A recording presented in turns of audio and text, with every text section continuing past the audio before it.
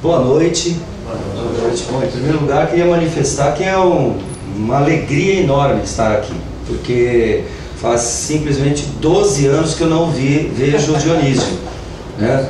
E eu pude observar que eu continuo o mesmo, né? Já ele, né?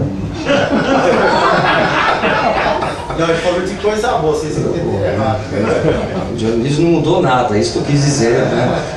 Já eu, quando olho no espelho, vejo que a diferença é brutal, né? Então é uma alegria enorme poder encontrar o meu amigo, como eu disse que, né, ensinou-me, né, deu os primeiros passos a lidar com essas máquinas, e por incrível que pareça, isso acabou, por ironia, me levando a estudar esse fenômeno, né? Quer dizer, para mim isso era um bicho-papão, né? Isso eu tinha medo, né? Eu era o que nós chamamos de um tecnofóbico, né? Eu tinha medo da tecnologia, né? E as coisas acabaram caminhando para que eu me tornasse um estudioso da tecnologia, né? E das implicações que a tecnologia, né, acabam exercendo sobre a nossa vida cotidiana, sobre a nossa organização social, né? Bom, é uma honra e um prazer estar aqui. Eu espero, na verdade, não vim aqui dar palestra, eu vim tentar contribuir, né, para a reflexão de vocês. E o que eu espero não são perguntas, né, assim, tipo, quem dera pudesse resolver o problema, né? Mas eu espero, na verdade, que a gente troque ideias, né? Eu acho que primeiro passo é que eu sempre me coloco na posição de que vocês vão poder contribuir muito mais comigo do que eu, talvez, com vocês, né? Quem fala, às vezes, é o que mais aprende. Então, né, como vocês têm o estudo da teologia, e como vocês viram, eu não sou teólogo, né? Minha formação é em História. Depois eu, já na faculdade de História, me interessei muito pelo fenômeno religioso e estudei as ciências da religião. Da ciência da religião, eu acabei, né, caindo agora no estudo da comunicação, porque, como eu disse para vocês, isso acabou, né, se tornando um objeto de pesquisa, né? O meu orientador de doutorado me dizia o seguinte, que não é a gente que escolhe o objeto, né? É o objeto que escolhe a gente. E nesse caso eu tenho certeza que foi o que aconteceu, né? Não fui eu que escolhi a comunicação ou a semiótica, foi eles que me escolheram, tá? Eu preparei a apresentação em duas partes, né? Então a minha fala é sobre esse fenômeno, né? Mídia e religião, né? Mútua contaminação, fenômeno muito complexo em que eu percebo que a mídia ela exerce grande influência sobre a religião e no mesmo momento, simultaneamente, os aspectos religiosos acabam contaminando também a mídia. Então o que vai ocorrer é esse fenômeno que não é apenas unilateral, mas ele é um caminho duplo, né? Então eu preparei a minha fala em duas partes, né? Na primeira parte eu vou procurar tratar da problemática central, que é fazer esquadrinhar, né, um pouco esse terreno, né, macro-histórico, civilizatório em que isso acontece, que é a pós-modernidade e a cibercultura, né? Então eu vou conversar com vocês sobre isso, quer dizer, o macro-contexto em que isso está acontecendo, né? Fazer um raciocínio cartesiano, partir do geral para o particular. Então a ideia é primeiro fazer esse levantamento, bom, em que mundo nós estamos, né, o macro-contexto, e a segunda parte, aí sim, especificamente, né, tentar perscrutar um pouco esse fenômeno que acontece nesse macro-contexto de mútua contaminação entre a mídia religiosa. E eu espero poder dar conta disso, espero poder contribuir e depois também ouvir as contribuições que eu tenho certeza que serão riquíssimas para todos nós, tá bom? Então, basicamente é isso. Bom, eu vou começar falando o seguinte, né? Quer dizer, tudo isso está acontecendo na pós-modernidade, né? A pós-modernidade é um tema oceânico, árido e espinhoso. Na verdade, quem se debruça a estudar a pós-modernidade percebe que não está diante de um fenômeno, de um objeto de estudo muito simples, né? É como se o estudo da pós-modernidade revelasse a própria característica intrínseca da pós-modernidade, que é fluida, que é volátil, que é, né, difícil de ser, né, compreendida, captada, né? Nesse sentido, mas é nesse contexto que nós vivemos, né? É nesse contexto histórico-cultural que nós estamos vivendo, e é nesse contexto que ocorre esse fenômeno que eu, né, estudei, né, que é justamente essa, né, mútua contaminação. Na verdade, eu queria só contar uma coisa. Quando eu comecei a estudar, quando eu comecei a fazer minha pesquisa, eu comecei minha primeira intuição era tentar entender a influência da mídia sobre a religião. Eu lembro que a primeira frase que eu escrevi foi essa: eu quero entender a influência da mídia sobre a religião. Bom, então isso, como se dava no contexto da pós-modernidade, eu, né, segui esse caminho. E em seguida, né, eu percebi o seguinte, que a mídia exerce influência sobre a religião, sim, mas também a religião exerce influência sobre a mídia. Então foi algo que eu comecei a perceber logo de início, que eu estava lidando com um fenômeno extremamente complexo, né? Em que muitas vezes isso não fica claro, mas eu vou tentar demonstrar o que eu percebi, né? Bom, quando a gente fala em pós-moderno, claro que eu não vou, né, dar um curso sobre pós-modernidade, porque isso seria, né, oceânico, né? Mas é muito importante mapear, fazer a cartografia da influência social, né, da identidade social dessa pós-modernidade. Então, quando nós falamos em pós-modernidade, nós percebemos que nós estamos vivendo uma experiência social, um rearranjo social civilizatório, que nos coloca os seguintes pontos, né?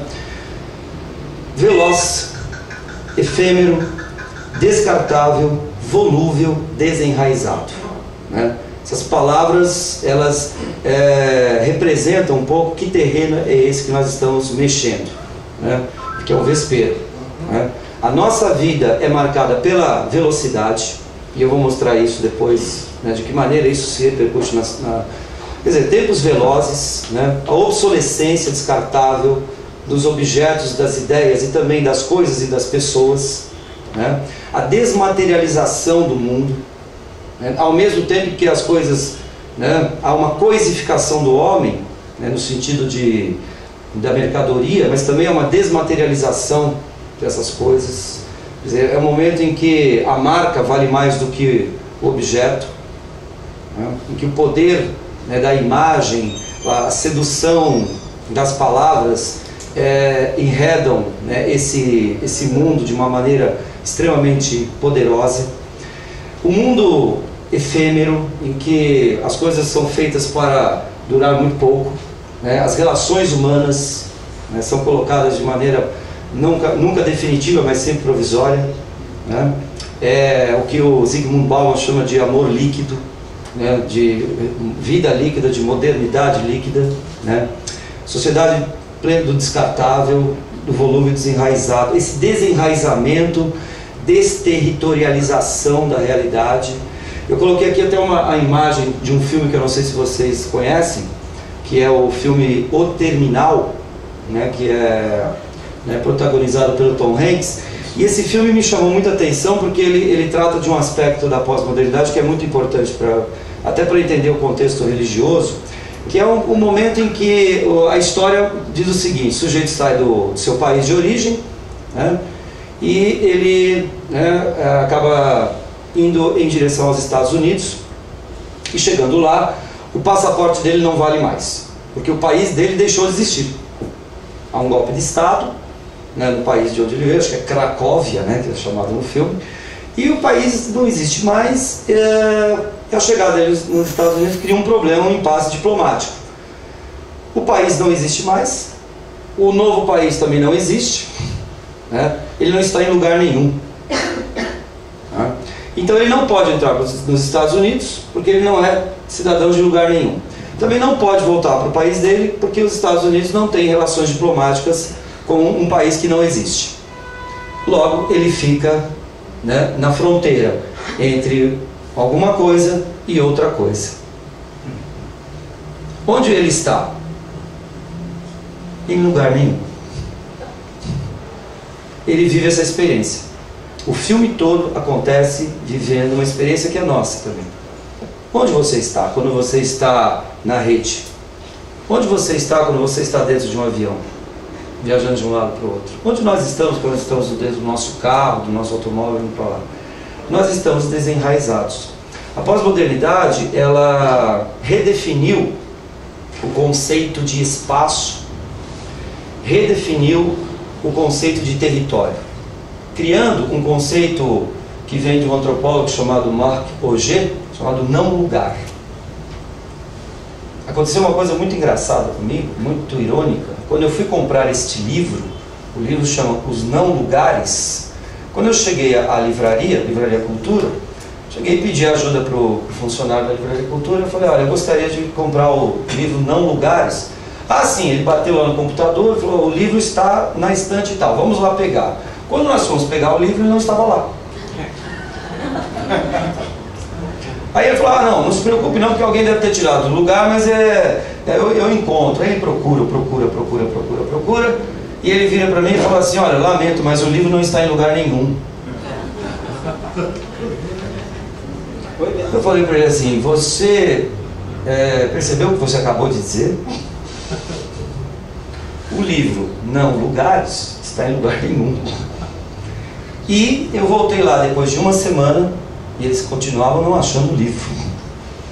Simplesmente ele existia nos dados do computador, mas fisicamente não estava em lugar nenhum.